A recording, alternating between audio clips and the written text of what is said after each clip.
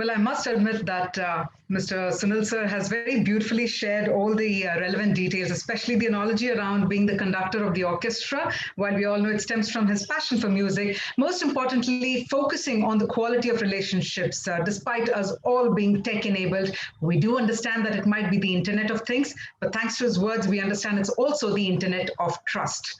So, yes, on that note, what we're going to do is we will take this segment forward towards our next interesting topic. In fact, they are both intertwined in some way or the other. But let me also inform you that our next topic is, in a way, the best recipe as we understand towards happy clients. We do believe that it is to help them transition through various life stages and hand-holding them through uncertainties. So we're talking about being a friend, philosopher, and guide to your clients. Now, to help us understand this aspect, we have with us Mr. Kailash Kulkarni, who is a CEO with L&T Mutual Fund, and he, in fact, is an avid traveler because everything for him becomes a journey from work to leisure. I believe that's when they say that, some of the best travelers are the best storytellers. Some of his most memorable trips were seeing the Northern Lights from North Finland, driving a snowmobile and journeying around the Arctic Circle. And as a passionate hobbyist photographer, he also captures the best moments of his travels in vivid pictures.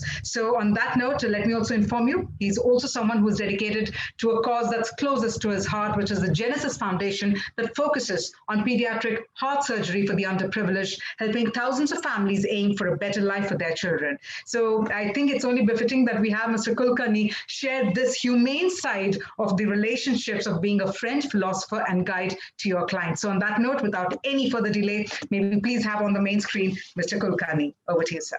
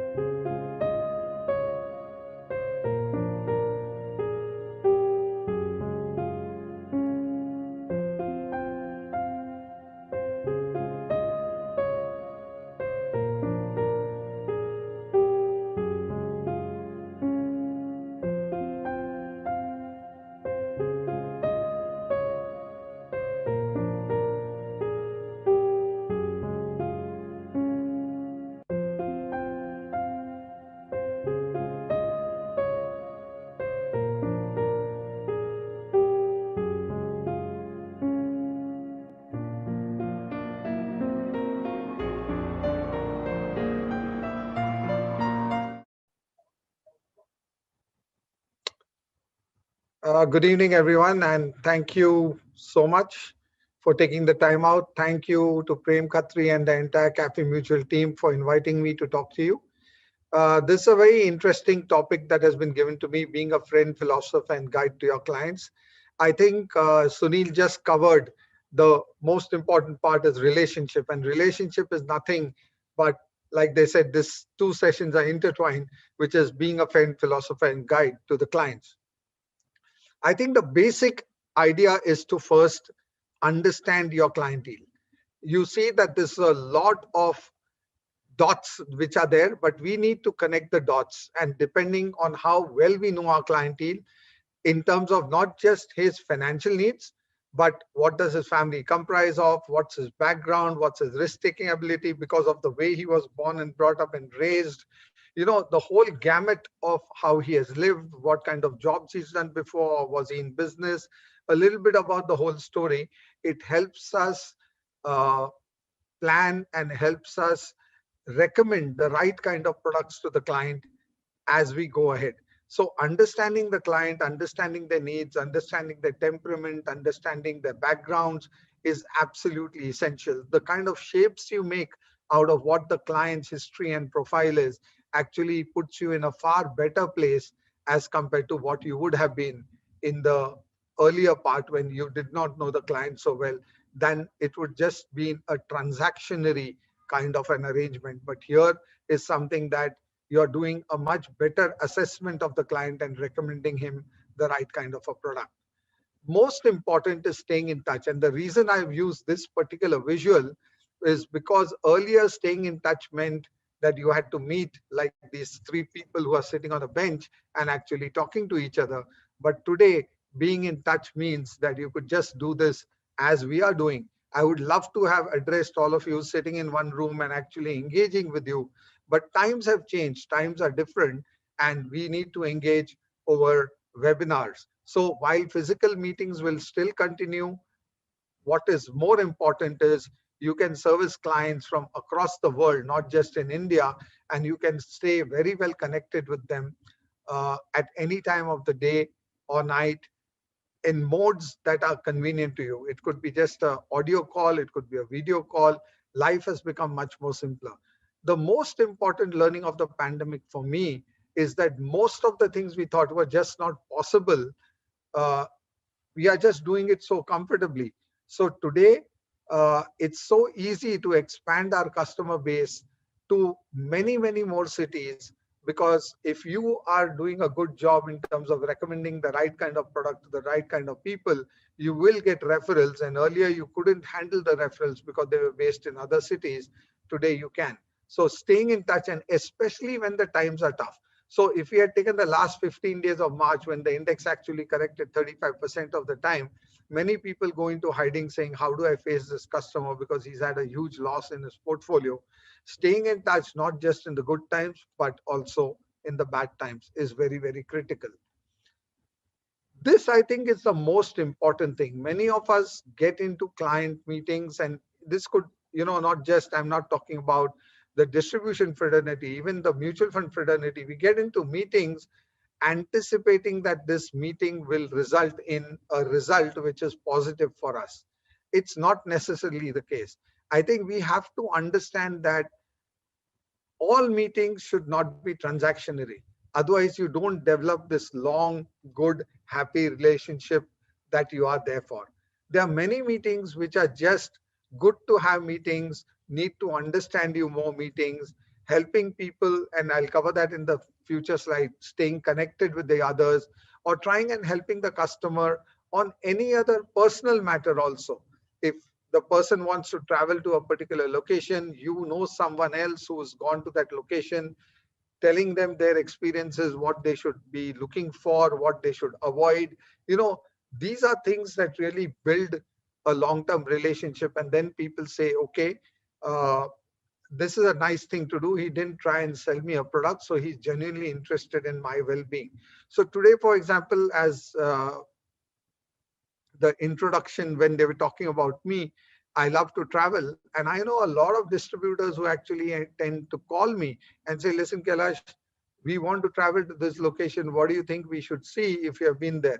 And I contribute something. Doesn't mean that I expect that person to be cutting a check for L&T Mutual Fund. But that's the way you build long-term relationships, which really last way beyond not just your official work, but it really, you all become friends for life kind of thing. So don't expect every meeting to be transactionary in nature where the client will cut a check. But if he doesn't cut a check, there's absolutely no problem. It's just ensuring that the bonding is getting much stronger.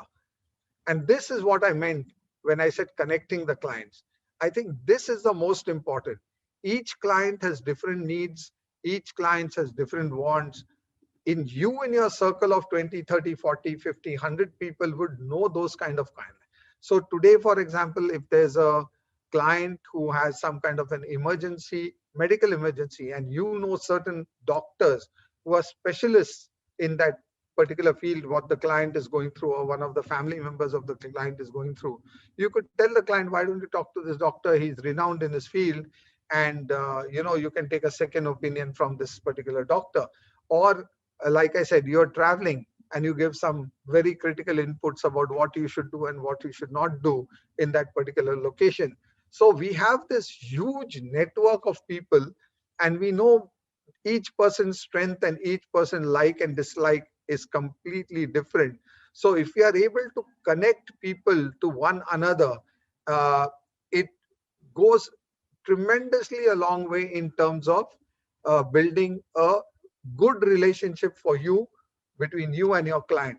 And how is this different from uh, BNI, for example, the networking that happens? Well, that happens purely for business purpose. This is not just for business. This could be for anything. It could be for softer things, or it could be for genuine business opportunity. Somebody is into the textile business and he's looking out for an opportunity to export to certain Southeast Asian countries. You know a client who's very strong in Southeast Asia because he has other businesses which are housed there. Connecting the two, if the client who has the textile business benefits, he remembers that you really did it for his benefit. I think this is what the power of networking does.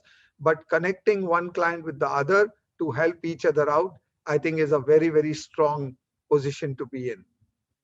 Uh, while talking to customers, a lot of us have data, but the data generally is in our head. Not having data, and today all data can be carried just on a smartphone. So you don't need to have a laptop or an iPad to have the data handy. But when you are talking to a client much more transactionary in nature, it's very, very critical and very, very important that you are able to showcase facts and figures, because actually showing data strengthen the client's mind in terms of what he or she can expect. For example, between 2003 and 2008, we know that this was a secular bull run. But actually in this period of time, there were 4 times when the market fell by 15 to 30% during this secular bull run, which everyone would have forgotten by now.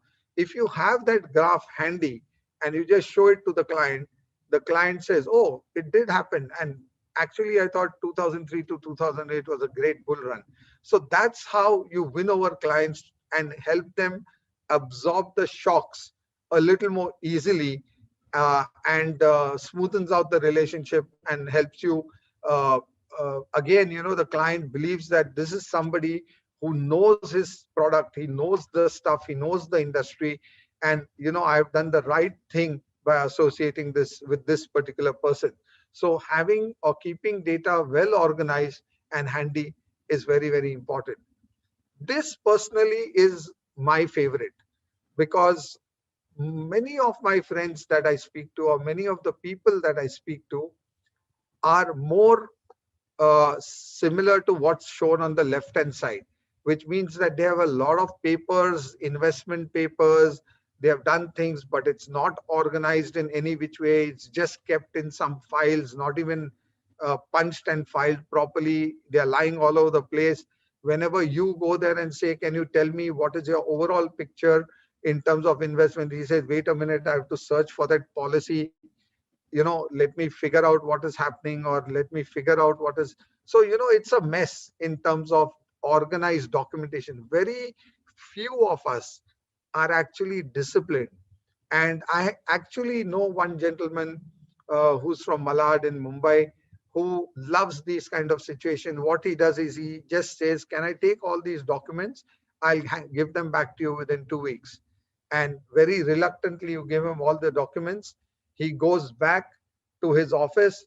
He converts them into these beautiful files, organized financial year wise, and comes and gives this to you as a gift. You haven't given him any business.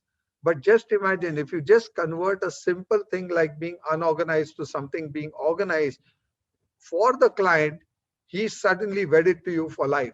And this person says, boss, he did this without even getting any business from me. I think he seems to be a good person who has my interest in his heart. And organizing things for clients and helping them do financially better from an organized financial statement standpoint, again, is one small trick which one can use to strengthen relationships. Most important is, at the outset, whenever we are talking to clients, be very clear and be very firm in terms of what short term and what is long term. So 1 day is not short term and 3 months is not long term, but you know that less than 3 years is short term and more than 3 years is long term, or whatever is your mantra of defining short term versus long term. Set the ground rules well before you take your first check from the particular customer, because he will remember this during the bad times. During the good times, not too many people remember things. But when you define the boundary lines, when you define the short term, long term, you define the risk parameters, the client knows that he is in for a good time and he wants to associate with you. So that, in short, is my mantra of what the topic is all about, which is being a friend, philosopher, and guide. I think connecting with people, connecting with them, not just from being a transaction oriented person, to trying and helping him in whichever way you can, or trying and ensure that you can connect him to the right set of people, uh, will clearly prove to the client that you are not just a mutual fund or a financial instrument distributor, but you have actually his, you're on his side of the table and you're helping him lead a much more successful life as we go ahead. So with that, I'm not very sure whether I gave you new points that you may not have heard, but it's just important sometimes to go back to the basics, rethink some of the points, uh, organize oneself, and be that friend that somebody is looking out for. Because once you're a friend, he will ensure that you never have a problem in terms of having many more new clients, because he will be your spokesperson. He will talk to 20 other people and say, listen, you must talk to XYZ, because he or she is a wonderful person to deal with, and they genuinely try to guide you as per what your requirements and your risks are, rather than just try and sell your product. So thank you very much. Once again, thanks to Cafe Mutual for giving me this opportunity to talk to all of you. And I'm sure that this must be a very, very productive day, because any idea, even if you pick one idea per speaker, I think your day is more than well made. Thank you so much.